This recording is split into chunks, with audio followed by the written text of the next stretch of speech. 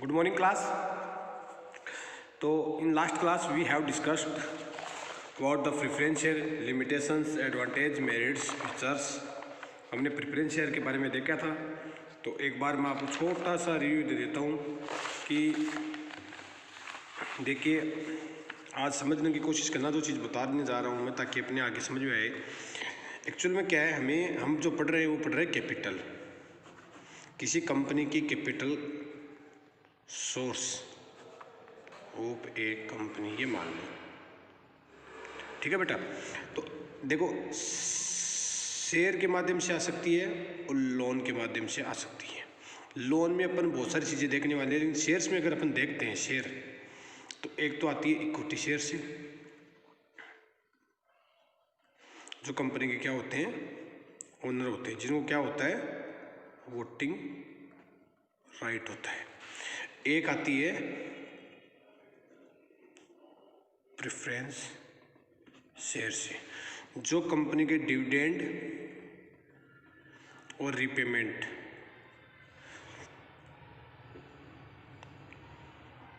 की प्रायोरिटी रखता है, प्रायोरिटी इसको होती है।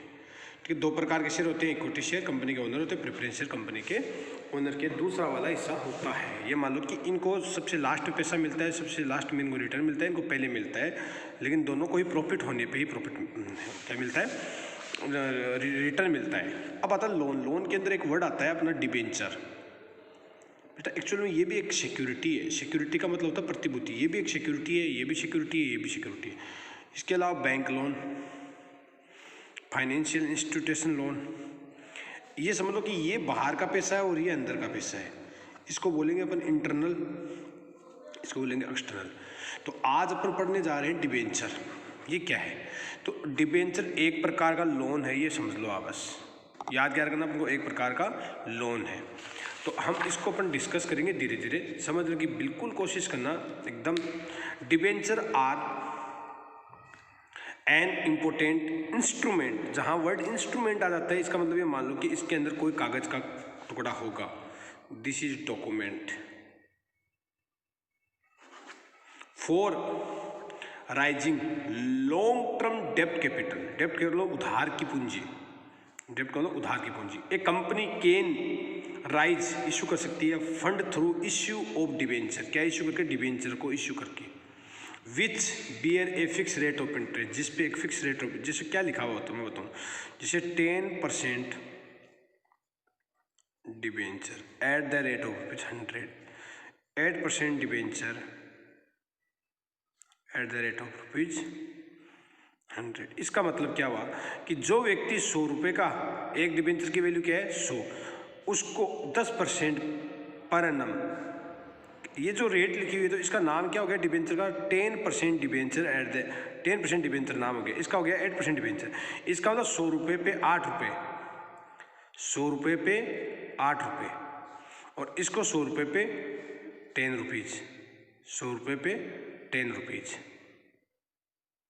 100 पे 10 और 100 पे 8 रुपीज़। ये इसका मतलब क्या होता है? इसका मतलब ये होता है कि आप 100 रुपये का एक डिबेंचर खरीदोगे तो आपको सालाना 10% ब्याज मिलेगा। क्या मिलेगा? इंटरेस्ट। 100 गुणा 10% निकाल लो, 10 रुपये। 100 का 8% कितना हो गया? 8 रुपये। अगर आप 1000 रुपये के खरीदते हो तो 10% 100 रुपये हो गए। अगर लाख रुपये के खरीदते हो तो 1000 रुपये हो गए। जो भी मतलब आपका ब्याज बनता जाएगा, लेते जाना। तो fix rate of interest charge होता है उस पर। यह है आपका डिबेंचर। आगे चलते हैं। The debenture issue by company is a acknowledgement. हाँ, इसकी डेफिनेशन बहुत ही थोड़ी सी ये ना बुक की लैंग्वेज में याद करनी पड़ेगी आपको। देखो क्या एक्नोलेजमेंट का मतलब होता है? सहमति देना एक तरह से। The debenture issue by A company is an acknowledgement का मतलब एक आपको प्राप्ति की रसीद मिल गई है। That the company has borrowed, इस एक्नोलेजमेंट में लिखा होता है कि कंपनी ने उधार लिया है a certain amount of money. The debenture issue bye A company is an acknowledgement. Debenture क्या है? एक एक्नोलेजमेंट है। एक्नोलेजमेंट कह सकते हैं हम, डॉक्यूमेंट है। That A company has borrowed, जिसमें लिखा हुआ है कि कंपनी ने बोरो किया a certain amount of money, जिसमें कुछ एक मनी, विच इट प्रोमिस, जो ये प्रोमिस करता है to repay at a future date, जो आपको एक फ्यूचर डेट के ऊपर वापस रिपेमेंट कर देगा। मतलब आपने 5 ईयर के लिए डिबेंचर खरीदा है, तो सपोज करो आपने 1 लाख रुपए के डिबेंचर खरीदे हैं, कितने रुपए के? 1 लाख रुपए। और एक की वैल्यू है 100 रुपये। तो कितने डिबेंचर हो गया बेटा? 1000 डिबेंचर 100 रुपये वाले, जिनकी रेट ऑफ इंटरेस्ट क्या है? 8% है।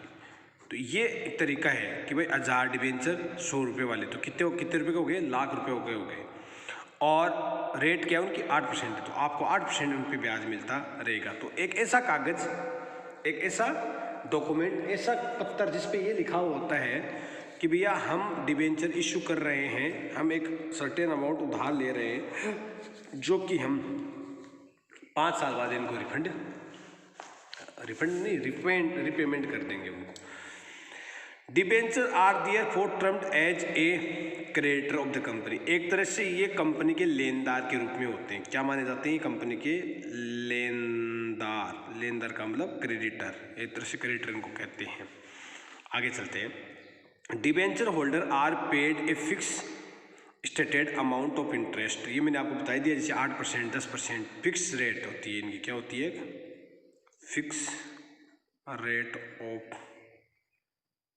इंटरेस्ट एट स्पेसिफाइड इंटरवल से 6 मंथ। और ये ब्याज आपको एनुअली भी मिल सकता है, हाफ ईयरली भी मिल सकता है, क्वार्टरली भी मिल सकता है। वो आपको उसके अंदर फिक्स कर दिया जाता है कि भाई आपको 8% की दर से ब्याज साल के साल मिलेगा, या हर 6 महीने से आप ले लोगे। ठीक है। तो debenture holder are paid a fix state amount of interest at specified intervals से 6 मंथ, 1 ईयर, क्वार्टरली, जो भी होता है उस हिसाब से उसमें लिखा होता है। अब आगे चलते हैं। इसमें क्या लिखा? Public issue of a debenture require that the issue be rated by credit rating agency. ये क्या है? देखो, एक नाम सुना, क्रेडिट रेटिंग एजेंसी। लोग कब खरीदते हैं? देखो, अब मैं आपको थोड़ी सी कहानी बताता हूँ। क्रेडिट रेटिंग एजेंसी क्या है एक्चुअल में, कि ये कंपनियां हैं जो क्या करती है बेटा? रेट देती है अलग अलग कंपनियों के डिबेंचर की। भाई कौन सी कंपनी है जिनका पैसा डूबता नहीं है? तो हमारे इंडिया में public issue of debenture required that the issue bye rated by the credit rating agency. अब क्रेडिट रेटिंग एजेंसी के द्वारा दी हुई होनी चाहिए। तो कौन कौन सी क्रेडिट रेटिंग एजेंसी है उनके नाम देखो, लाइक CRISIL, याद कर लेना भाई, ये पहला credit rating and information service of India limited. ये कंपनी है जो हमारी अलग अलग कंपनियों को क्या करती है? रेट देती है कि कौन सी कंपनी 1 नंबर पे चल रही है, किसका ब्याज नहीं डूबता है, किसका पैसा नहीं डूबता है। इस हिसाब से ये क्या डिसाइड करती है? ये कंपनियां क्या करती है? बहुत सारी हज़ारों कंपनियों की क्रेडिट वर्थ को, उधार लेने की क्षमता को, on aspect like track record of the company, it profitability, इसकी प्रॉफिटेबिलिटी बताता है, इसकी ट्रैक रिकॉर्ड बताता है, डेप्ट सर्विस को बताता है, capacity, creditworthiness and the perceived risk of the lending. आप उधार देते हो तो इसमें कितनी रिस्क है, नहीं है, इसका मेजरमेंट ये कंपनियां करती है। तो ये आपका था, आपका एक डिबेंचर का छोटा सा ओवरव्यू। अब आगे चलते हैं इसी के अंदर। तो ये क्या कह रहे हैं? Merits of debenture. डिबेंचर के फायदे क्या है? देखो, डिबेंचर का पहला फायदा है, it is preferred by investor who want fix income of later risk. ये कह रहा है कि वो लोग जो एक फिक्स रेट ऑफ रिटर्न, तो हम जो लोग एक फिक्स अमाउंट एज रिटर्न के रूप में एक फिक्स अमाउंट जो कमाना चाहते हैं, उन लोगों के लिए बहुत ही अच्छा है। वो लोग बहुत इनको पसंद करते हैं। Debenture are fix charge fund do not participate in the profit. हाँ, इसका एक फ़ायदा ये भी है कि ये हमारी कंपनी के प्रॉफिट में हिस्सा नहीं लेते। नो पार्टिसिपेट,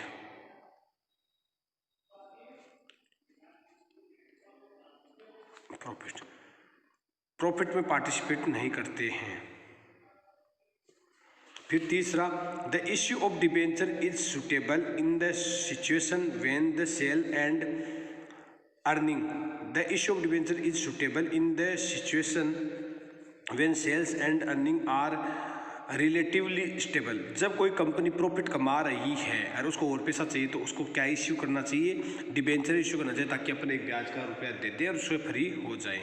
तो जो स्टेबल है, जिनकी सेल्स और प्रॉफिट स्टेबल है, वो लोग किसको इश्यू करते हैं? डिबेंचर को ही इश्यू करना पसंद करते हैं। As debenture do not carry voting right. उनको वोटिंग राइट होता है, कंपनी के मालिक नहीं बनते वो।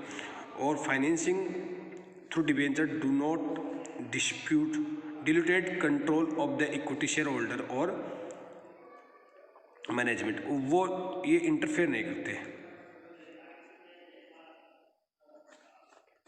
इंटरफेयर नहीं करते।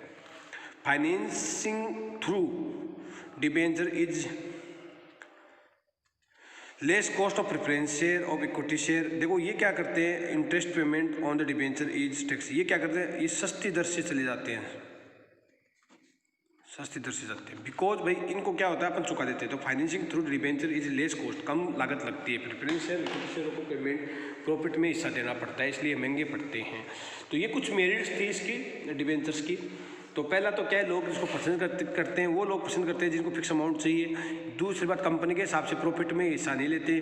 तीसरी बात, ये जो कंपनियां प्रॉफिट कमा रही है, पहले से सेल्स अच्छी चल रही है, वो डिबेंचर इशू करती है, वोटिंग राइट नहीं मिलता, मैनेजमेंट इंटरफेयर नहीं करते, और ये इनकी कॉस्ट भी बहुत कम पड़ती है। तो इस हिसाब से अपन देख सकते हैं कि डिबेंचर क्या फ़ायदा रखता है। तो थैंक यू, थोड़ा इसको रिविजन करना साथ साथ में ताकि याद हो जाएगा।